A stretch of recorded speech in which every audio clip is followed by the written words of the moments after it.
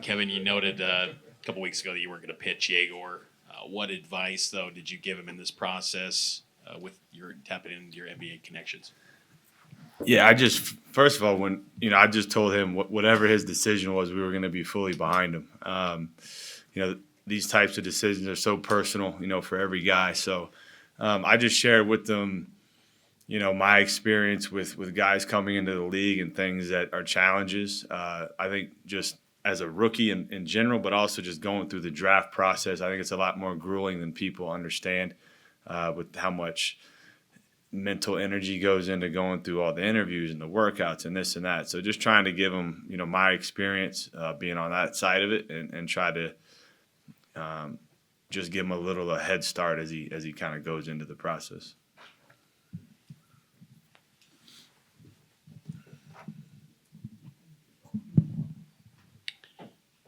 Kevin, where do you go from here with your point guard situation? Well, one thing that I really tried to do when I took this job was to set up an infrastructure that allows us to, cover a lot of ground in all parts of our program. And so, we essentially have an NBA front office, so to speak, that's been scouting players throughout really since the day we stepped foot here. So, our staff is very well versed. We have a lot of connections all over the country, all over the world as well. And so, we have a good handle, I would say, on who is out there. And so we're relying on the work that we've put in for many months. I don't ever want to make any rash and quick decisions. I think, in today's day and age in college athletics, I think you can get caught up in the kind of the storm that is the portal. So we're trying to just be calculated in the moves that we make, and we feel like we're on a decent path to do that. There's a first time for everything. Congratulations. This is your first one and done. What did you learn this year as a head coach and a staff to help you do it even better next year and for years to come now that you've been through one? Yeah.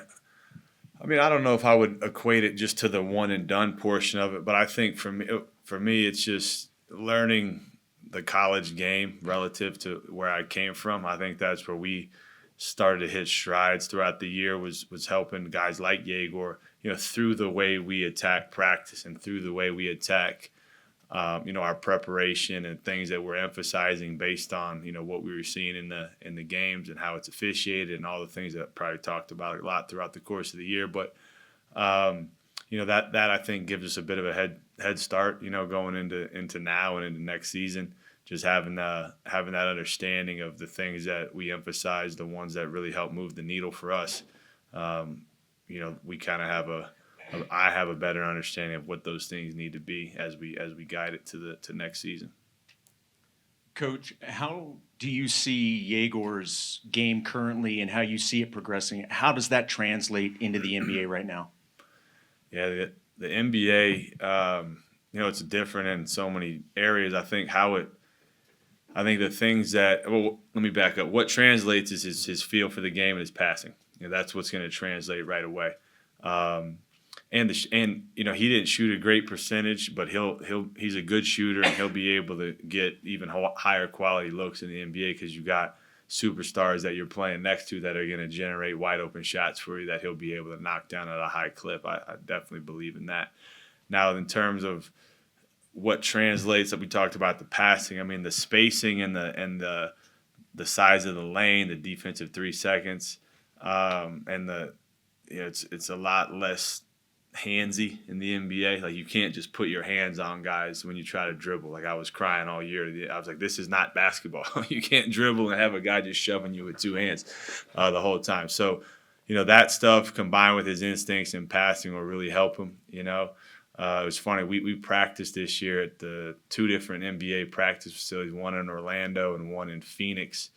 And, I'd been out of an NBA gym now for 6 months or whatever, and you forget how big the lane is and how much space there really is on an NBA court. So he'll be able to thrive in that because of not just that, but then there's, three or four 40% 3-point shooters around you, so it'll be really fascinating and fun for me to follow it, knowing what he was able to do here in this environment and then seeing how his skill set in that, mega spaced world will look.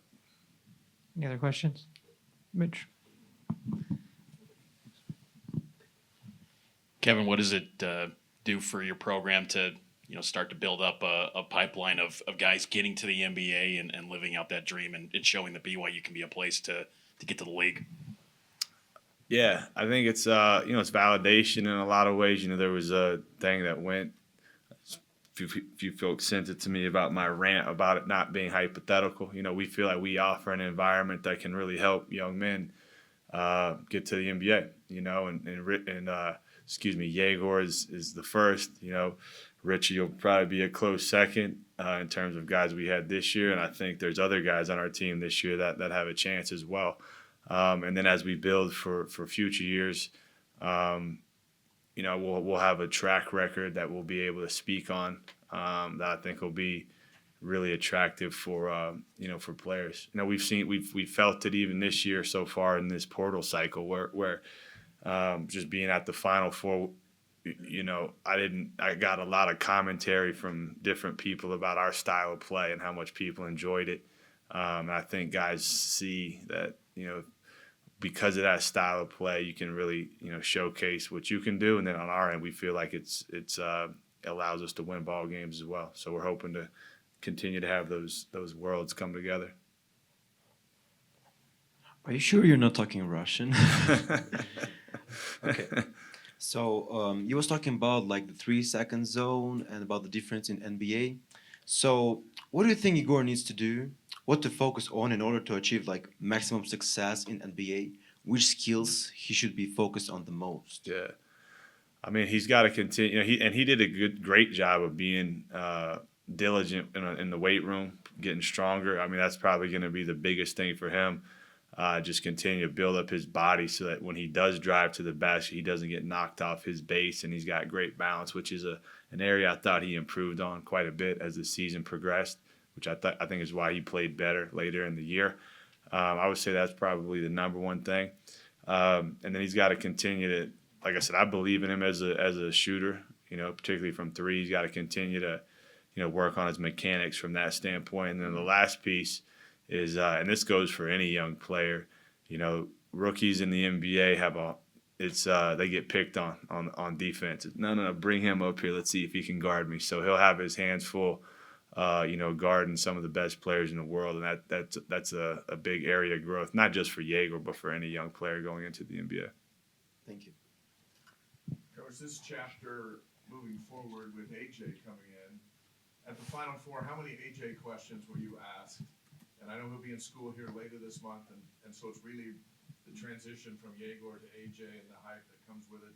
How excited are you for it? I'm excited. It's you transition from one iteration of your team to the next, every year. But getting a talent like him here. I mean, the thing honestly that I really think is cool is just hearing how much Jagor loves BYU. And like when I see AJ, his dad sent me a picture of him talking to Dick Vitale, and he's like decked out in BYU gear. He's on all the whatever he makes the rounds, and every time I see him, he's wearing a BYU hat, and it just like that pride of BYU is I think super cool.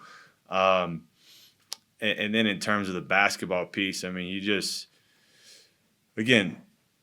just an unbelievable talent, and we feel like given the way that we try to play, we do try to space the court really well for these guys. I think he's going to be able to thrive in that environment even more so than he has to this point. I've seen him play a lot in high school and different AAU teams and national teams and this and that.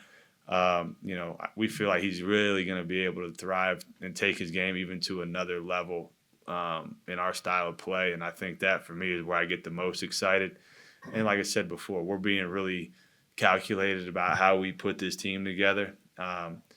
We got a lot of good players that are coming back from last year's team. I think the continuity piece next to a high-end talent like AJ is going to be critical. And then, Richie's a guy that really put himself on the map in a major way this year, and so you're going to have a lot of talent that's out there on the floor. We're just trying to make sure we put the right pieces around those guys and continue to build on what we've done. All right, guys. Thank you so much. Thank you.